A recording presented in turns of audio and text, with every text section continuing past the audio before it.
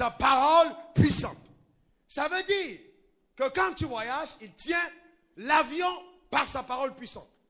Il tient tes promesses par sa parole puissante. Il tient ton mariage par sa parole puissante. Il tient ton business par sa parole puissante. Ça veut dire qu'il faut encore donner la possibilité à la parole de tenir les choses de ta vie.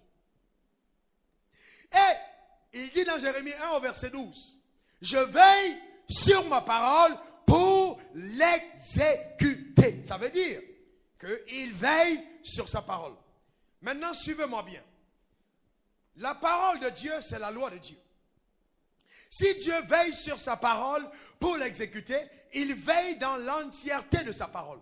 Ça veut dire, qu'elle te soit favorable ou non, il veille sur ses paroles pour l'exécuter.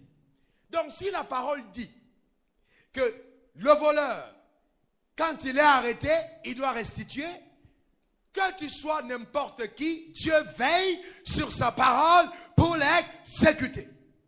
Maintenant, je voudrais vous faire remarquer que dans le sens juridique du terme illégal, illégal veut dire est contraire à la légalité. Ou alors est contraire aux lois qui sont établies. Voilà, donc, quand quelque chose est contraire à la loi, c'est illégal. Quand quelque chose est contraire à la parole de Dieu, puisque dans le royaume de Dieu, la loi de Dieu, c'est sa parole. Quand c'est contraire à la parole de Dieu, c'est illégal. N'est-ce pas? Alors, il y a un fait qui s'est produit et qui m'a inspiré par rapport à ce message. Mais avant d'arriver au fait, je voudrais vous faire rappeler que, vous savez, le royaume de Dieu est le royaume le mieux organisé de l'univers.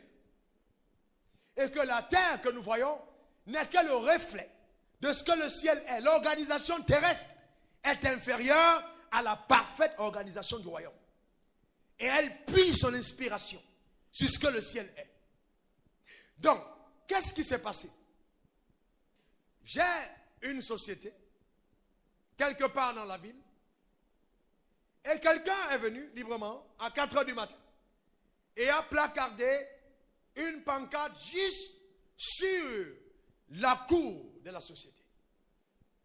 Quand la responsable de la société, qui est mon épouse, a été appelée, elle m'a tenu informé de ce qui se passait. Alors, l'avocat, qui est notre conseil, a été tenu informé. Vous voyez, dans le zèle excessif, j'ai dit à l'avocat, il faut que nous débarrassions d'abord le panneau puisqu'il gêne à l'épanouissement de la société et ensuite on verra avec la justice. Il m'a dit non. Selon la loi, nul n'a le droit de se rendre justice. Et ça a déclenché quelque chose dans ma tête. Nul n'a le droit de se rendre justice lui-même. C'est-à-dire que même si quelqu'un vient faire quelque chose de mauvais dans ta maison, tu n'as pas le droit de te rendre justice toi-même. Pourquoi? Parce que dans l'organisation de la société, il existe 3 pouvoirs indépendants et autonomes et puissants. Il y a le pouvoir exécutif, n'est-ce pas? Qui est dirigé par le chef de l'État ou le premier ministre selon les pays. Et donc, c'est lui qui est au-dessus de l'exécutif. Il y a le pouvoir législatif qui est contrôlé par le président de l'Assemblée nationale. Et eux, ils doivent voter les lois qui vont régir le fonctionnement de la société. Mais il y a un autre pouvoir, qui est le pouvoir judiciaire, qui veille à l'exécution des lois et qui a pour mandat d'appliquer la loi, de veiller à l'application de la loi dans sa stricte entièreté.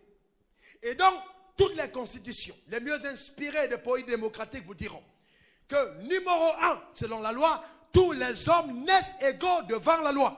Eh bien, mes frères, ça n'a pas été inventé par un homme. C'est exactement ce qui se passe dans le royaume. Il n'y a aucun homme qui n'est au-dessus de la loi de Dieu. D'ailleurs, Dieu lui-même, bien qu'étant Dieu, a choisi de se soumettre à sa loi. C'est pour ça que pour agir, il respecte les bornes de sa propre parole. Vous voyez que l'indépendance des pouvoirs ne naît pas de la démocratie, mais naît de la théocratie. Parce que Dieu est la première personne qui a créé cette indépendance au pouvoir.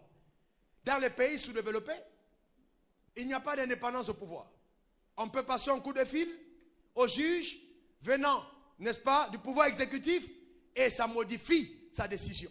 Mais dans les nations développées, le juge peut assigner, n'est-ce pas, quelqu'un, même un ancien président, comme l'avons vu dans une nation, à comparaître pour malversation devant la loi. Pourquoi? Parce qu'il se tient sur le fait que nul n'est au-dessus de la loi.